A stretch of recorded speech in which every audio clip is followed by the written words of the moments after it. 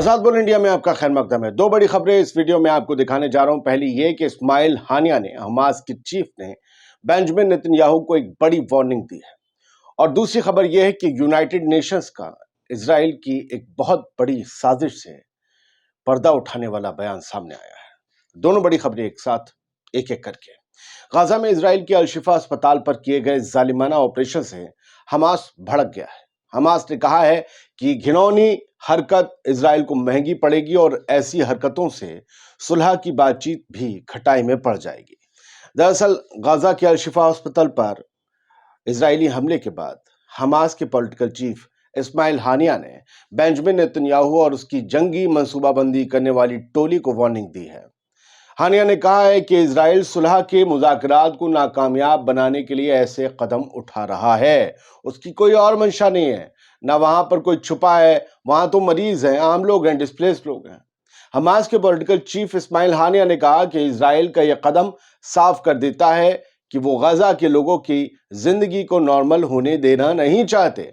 इसके साथ ही उसे पिछले 6 महीने से हमारे कब्जे में पड़े अपने लोगों की भी कोई फिक्र नहीं है कि उन्हें आजाद करवाना है, बातचीत करनी है। वो हमले कर रहा है ताकि बातचीत ही खटाई में पड़ जाए। गाजा का अल-शिफा अस्पताल एक बार फिर से इजरायली हमले से दहल चुका है, यह आप सबको पता होगा। कल मंगल की शाम से आना शुरू हुई वहां की तस्वीरों ने दिल दहला दिया है। वो तस्वीरें ना हम आपको दिखा सकते हैं यूट्यूब पर और ना ही आप खुद उन्हें देख पाएंगे किसी भी प्लेटफॉर्म पर। हमारा तो खैर 15 साल से काम ही यही है कि तस्वीरें ऐसी देखना, कैसी भी हों देखता और उन पर रिपोर्ट तैयार करना, तो हमें देखनी पड़ती है। अल-शिफा अस्पताल पर हमले के बाद सीज फायर को लेकर शुरू होने वाली बातचीत पर एक बार फिर नाकामयाब हो जाने का खतरा मंडराने लगा है। इजरायली आर्मी ने एक बयान में कहा था कि वो गाजा की मेडिकल फैसिलिटी में एक सटीक ऑपरेशन कर रहे हैं, लेकिन जो तस्वीरें सामने आई वो बताती हैं कि अल-शिफा अस्पताल में कितनी तबाही मचाई गई और कितनी इंसानी जिंदगियां चली गई हैं। इजराइल की आर्मी के इस हमले के बाद हमास के पॉलिटिकल चीफ इस्माइल हानिया ने वार्निंग दी है कि इजराइल सीज फायर के लिए होने वाली बातचीत को डीरेल करने की कोशिश कर रहा है, पटरी से उतारने की कोशिश कर रहा है और दुनिया की ताकतें ये सब कुछ खामोशी से होती देख रही हैं। वो वैसे ही सब कुछ खामोशी से देख रहे हैं जैसे उन्होंने गजा की तबाही और 31,000 से ज्यादा मासूम फलस्तीनियों की मौत को होते देखा है। उन्होंने आगे कहा कि हम कोई भी सीज फायर डील फलस्तीनी लोगों की मांगों को बरकरार रखे बिना नहीं करेंगे, उन्हें पहले ध्यान में रखा जाएगा। गाजा हेल्थ मिनिस्ट्री ने एक बयान में कहा है कि जो डिस्प्लेस्ड लोग हैं, जिनके घर पीछे रह गए हैं, जो विस्थापित हैं, घायल हैं, मरीज हैं, अस्पताल स्टाफ है, लगभग इन सबको मिलाकर 30,000 लोग अल-शिफा कंपाउंड में फंसे हुए हैं। इजरायली आर्मी ने दावा किया है कि हमास के लड़ाके अल-शिफा अस्पताल के अंदर फिर से जमा हो गए हैं और इजरायली फौजियों पर अस्पताल परिसर के अंदर से हमले कर रहे हैं।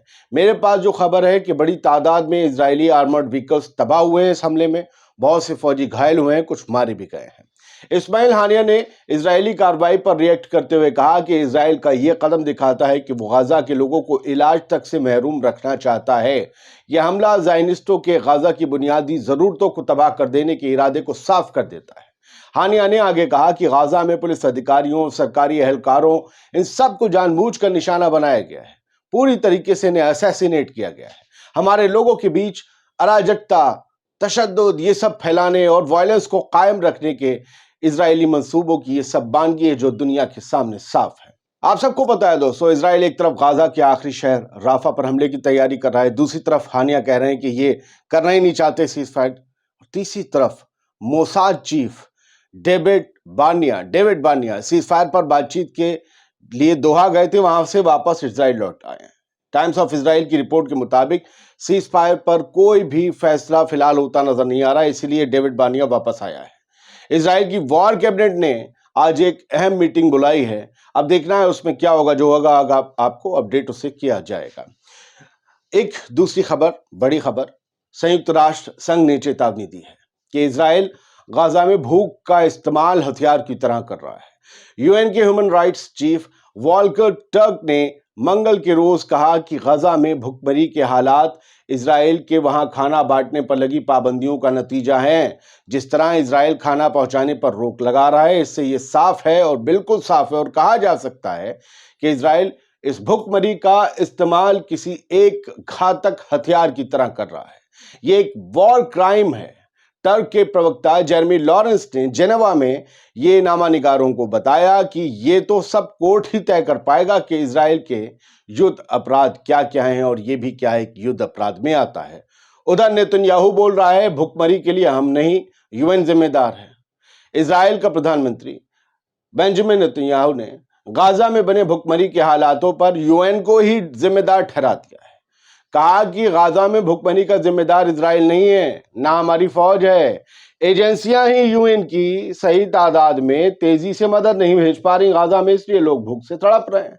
जबकि नेतन्याहू ये घिनौना सच छुपा रहा है कि उसके ट्रक और उसके टैंक, उसके आर्मर्ड ट्रक राशन से भरे ट्रकों को उड़ा देते हैं, जिसके लिए उसे और इजरायली फौज को बार बार जलील होना पड़ता है। अभी 100 से ज्यादा लोग तो एक ही हमले में उड़ा दिए थे।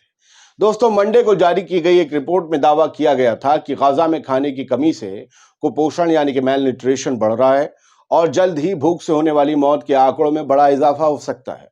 गाजा में इस वक्त 10 लाख के करीब लोग भूख से तड़प रहे हैं, भूखमरी से जूझ रहे हैं। इससे पहले ऑक्सफैम इसने भी संडे को एक रिपोर्ट जारी की और बताया था कि इजराइल जानबूझकर गाजा में खाने की डिलीवरी को रोक रहा है। खाने के ट्रक 20 दिन से गाजा में घुसने का इंतजार कर रहे हैं, लेकिन इजरायली फौज की बमबारी में आगे नहीं जा पा रहे। आप जान लें कि ऑक्सफैम एक वैश्विक संगठन है जो गरीबी और जुल्म को खत्म करने के लिए असमानता से लड़ता है। ये कहता है कि दुनिया भर के लोग समान हैं और उनको समानता के आधार पर ही अधिकार मिलने चाहिए। ये मजाक लगता है मुझे। खैर, जो भी है, ऑक्सफैम में एक अच्छी संस्था है, उसने जो कहा है वो सच ही कहा है। चलिए कुछ और खबरें आपको बता दूं। हालांकि हमास जो करता है, बंदूक उठाता है, हम उसका समर्थन नहीं करते, लेकिन आम फलस्तीनी भी तो अल-अक्सा की हिफाजत में लड़ते हैं। वो एक पत्थर फेंक देते हैं। अल-अक्सा को कब्जाने का क्या मंसूबा है इजराइल का? क्या दुनिया के हुक्मरान नहीं जानते जिन्हें हमारी बात गलत लग सकती है? अल-अक्सा मुसलमानों के लिए क्या मुकाम रखती है और कितनी मुकद्दस है, किसी से छुपा नहीं है। चलिए इस एपिसोड को हम यहीं पर खत्म करते हैं।